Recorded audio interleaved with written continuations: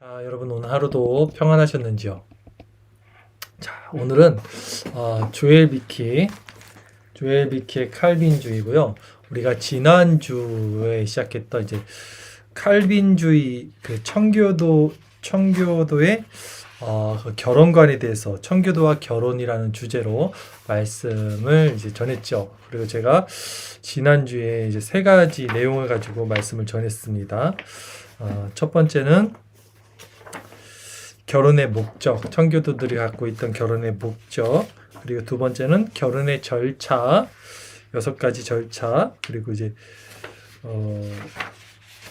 오늘 이제 결혼의 원리 이제 세 번째 전할 차례고요. 오늘은 청교도들이 가지고 있던 결혼의 원리 가운데 두 가지 내용으로 말씀을 드릴게요. 첫 번째는 그리스도와 교회의 원리로 청교도들은 이 결혼을 생각했다는 것과 두 번째는 언약적 관점에서 결혼을 생각했다는 것, 이 두 가지를 가지고 청교도 결혼의 원리라는 제목으로 말씀을 전하도록 하겠습니다. 청교도들의 페이지는 529페이지입니다. 청교도들의 결혼은 두 가지 주요한 성경적 원리에 기초하고 있었습니다. 바로 그리스도와 교회라는 원리와 언약의 원리입니다.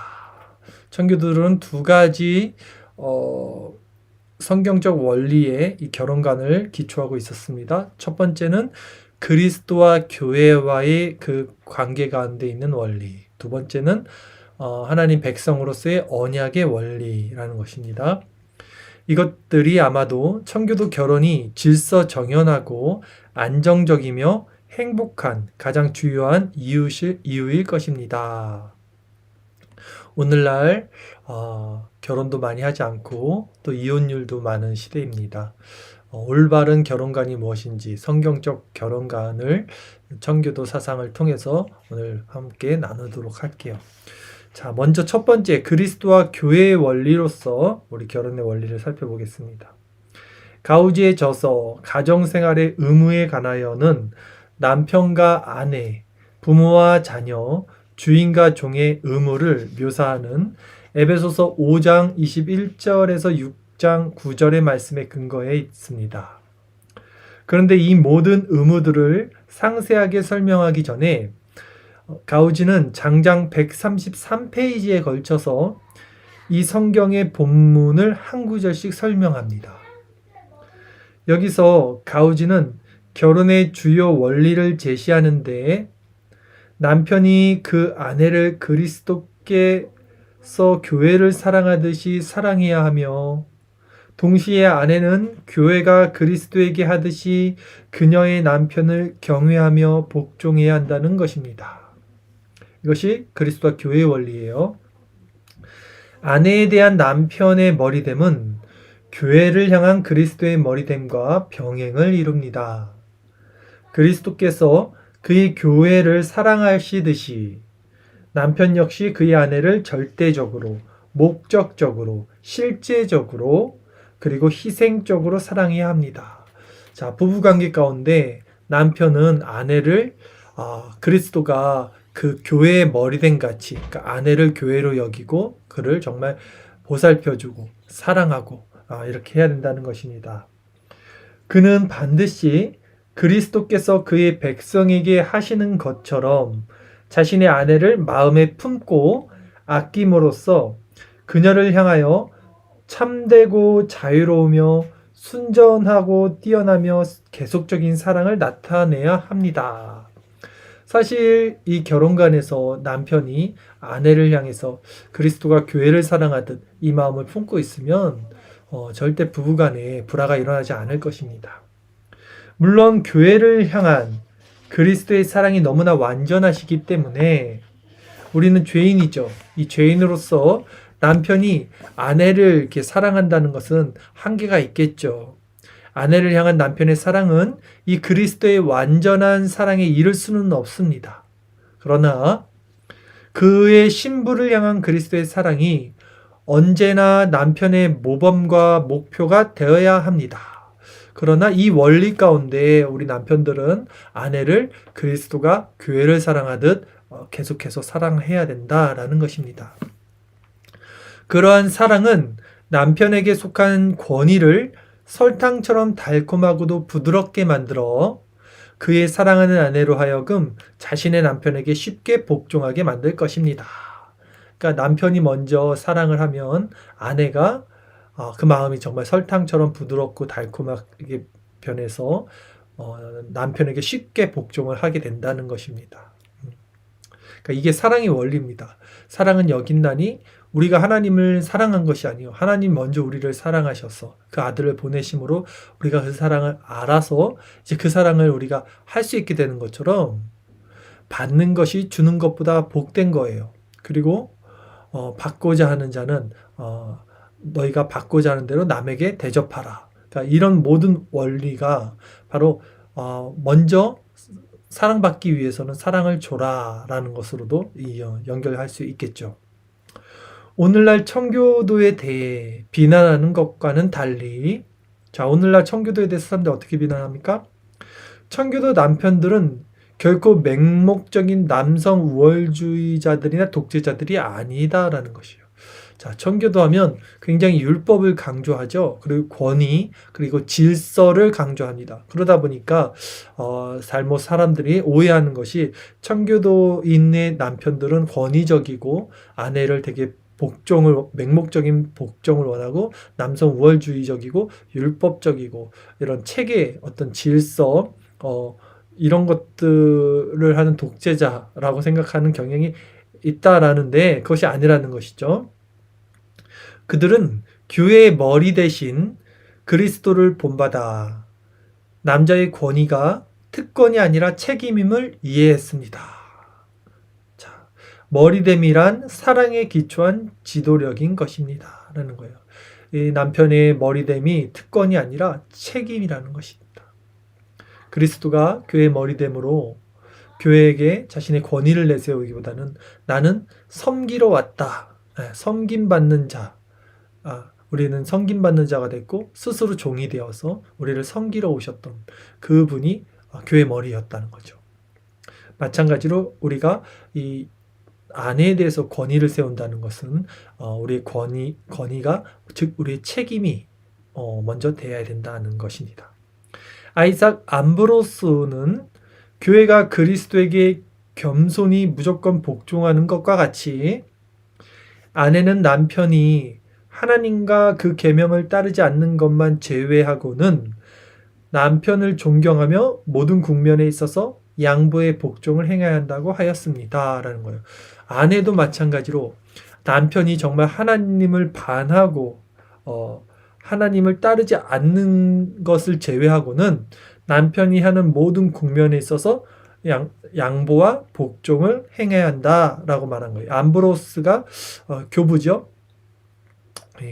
이것은 그녀의 남편이 엘리의 아들처럼 불량하고 까다로운 성격이라 할지라도 동일하게 적용된다. 남편이 좀 성격이 안 좋아도 아내는 그 남편에게 그리스도께 하듯 복종하라는 것입니다. 암브로스는 심지어 그녀의 남편이 부정하고 성미가 완고하며 악하다 할지라도 아내는 반드시 온유하고 순전하며 부드럽고 복종적이어야 한다라고 말합니다. 오늘날 이 지금 시대랑은 좀 맞지 않는 부분이 있긴 하지만 이것이 성경적인 원리라는 것입니다. 청교도들에게 있어서 복종이란 능력에서 오는 계급적인 문제가 아니었습니다. 아까 제가 말씀드렸죠.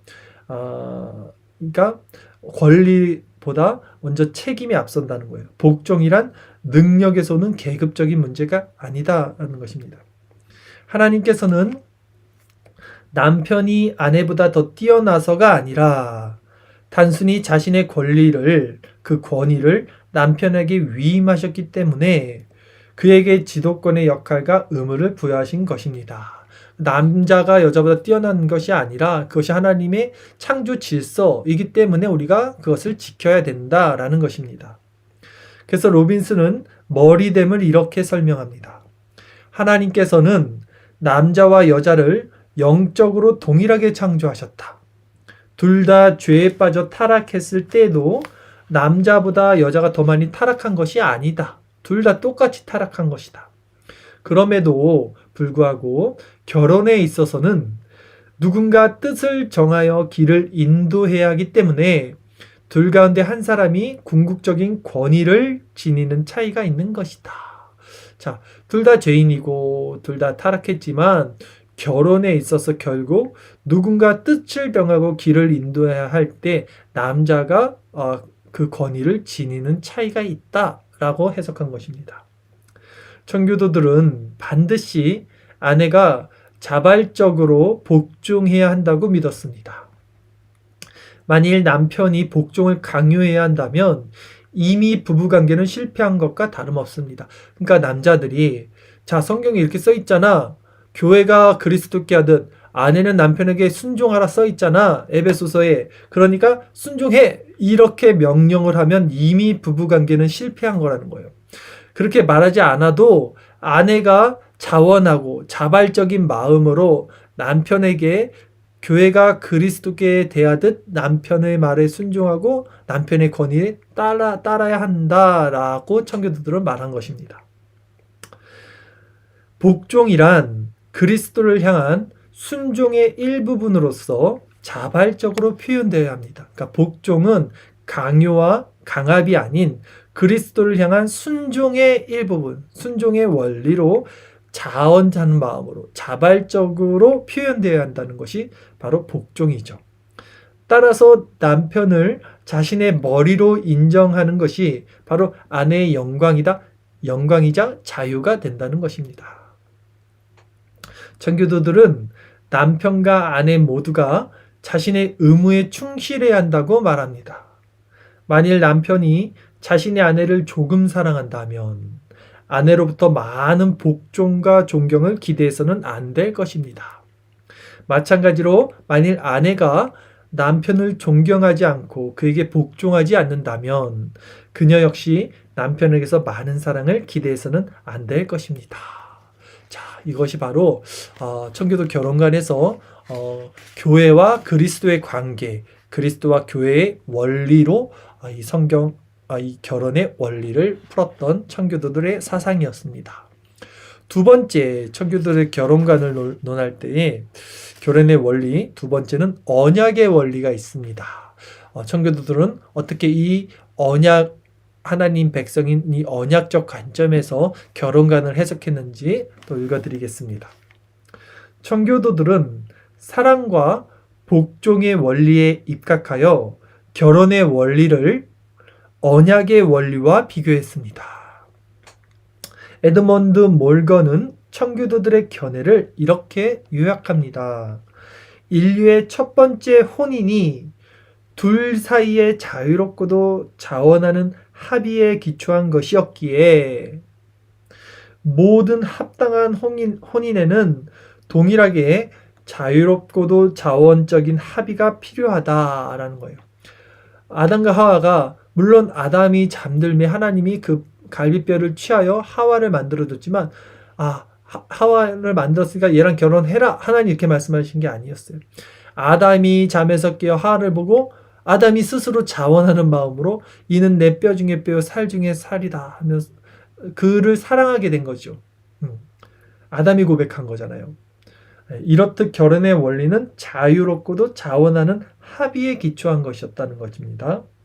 자, 이렇게 역사가 시작된 이래 하나님에게 남편과 아내가 되는 조건들을 수정하는 것이 허락된 적이 전혀 없었습니다. 하나님께서는 첫 번째 결혼을 엄숙하게 제정하시면서 혼인에 대한 법을 정하셨고 그 이후 단 한 번도 그것을 변경하신 적이 없습니다. 결혼은 아무런 조건 없이 그러한 법칙에 순종하겠다는 약속입니다. 라는 거예요. 하나님은 남자와 여자를 세우셨고요. 남자와 여자를 둘이 합하여 한 몸을 이루셨고요. 그것을 결혼이었고요. 그것이 가정이었고 그것이 최초의 교회가 되었던 거예요. 이 원리가 언약적 관점에서 지속된다라고 보는 거예요. 이 사실을 오늘날로 비추어 볼 때 너무나 많은 문제점이 발생합니다. 특히 동성애나 이런 동성 간의 결혼 이런 것들이 오늘날 많이 합법화되는 이런 상황 가운데 우리는 반드시 결혼의 원리가 무엇이고 남자와 여자를 지으신 하나님의 그 언약적 관점에서 이 결혼관을 반드시 수호하고 또 지지하고 우리가 이것을 지켜나가야 할 것입니다. 자, 몰건은 사무엘 월러드의 말을 인용하면서 다음과 같이 말합니다. 다른 많은 언약과 약속들은 그것을 제정하고 만든 자에 의해 좌우된다. 특히 이 언약의 모든 의무들은 하나님께서 제정하신 것이다. 그러므로 남편과 아내가 자신의 의무를 소홀히 여긴다면 그들은 서로에게 잘못하는 것일 뿐만 아니라 하나님의 법을 어기고 하나님을 경홀히 여기는 것이 된다.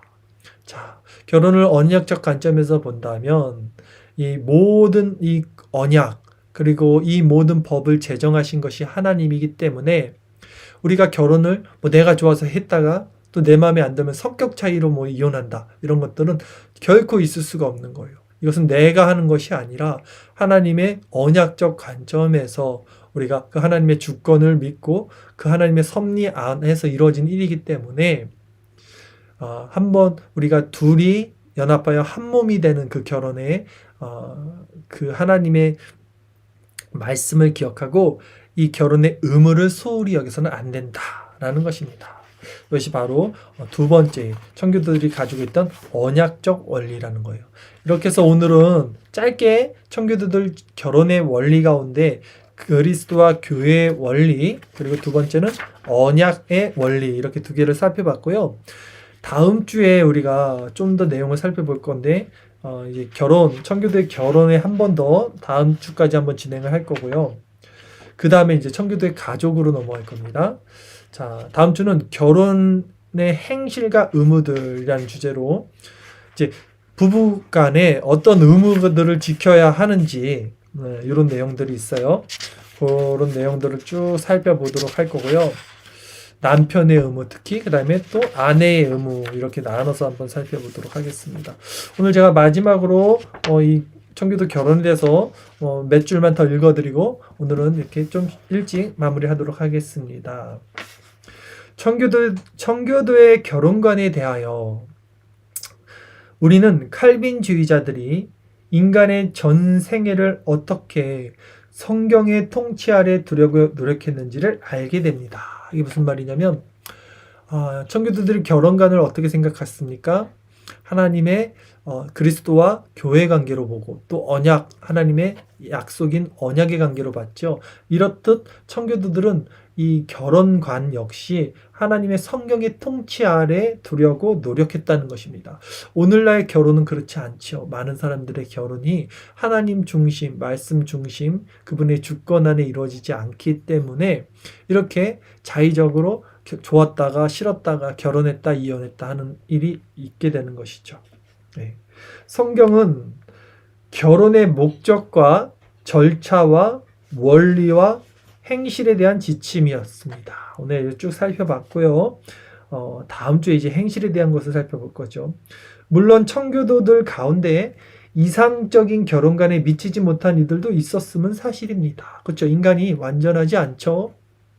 그러나 이상적인 결혼에 대한 청교도의 견해와 하나님을 의지하며 그러한 이상을 향해 나갔던 그들의 열심은 그들의 가정의 기초를 튼튼하게 만들었습니다. 이것이 중요한 거죠.